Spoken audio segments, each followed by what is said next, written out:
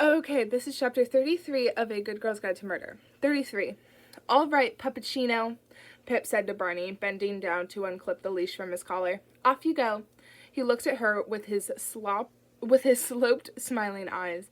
When she straightened up, he was off, bounding up the muddy track and winding between the trees.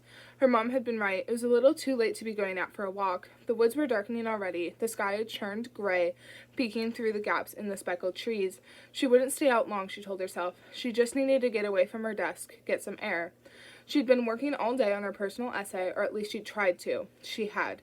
She just couldn't focus, her eyes wandering away from her whenever she paused, gazing at her list of suspects. She didn't know what to do next. Maybe try to talk to Daniel De Silva's wife. There was definitely friction between the couple. Or focus on the burner phone. Consider breaking into the homes of those suspects who knew about the phone and searching for it there. No. She had come on this walk to forget Andy Bell and clear her head. She reached into her pocket and unwound her headphones to continue the true crime podcast she was listening to. She turned the volume up, struggling to hear over the crunch of her boots on the fallen leaves, listening to the story of another murdered girl so she could forget her own.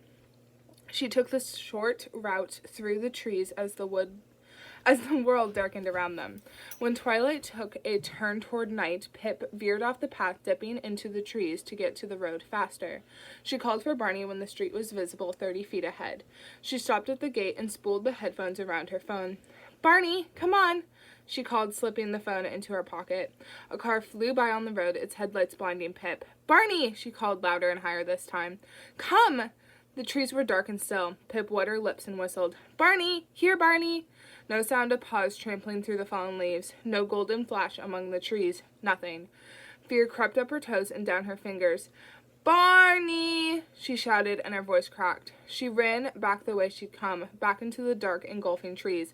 "Barney!" she screamed, crashing along the path, the dog leash swinging empty in her hand.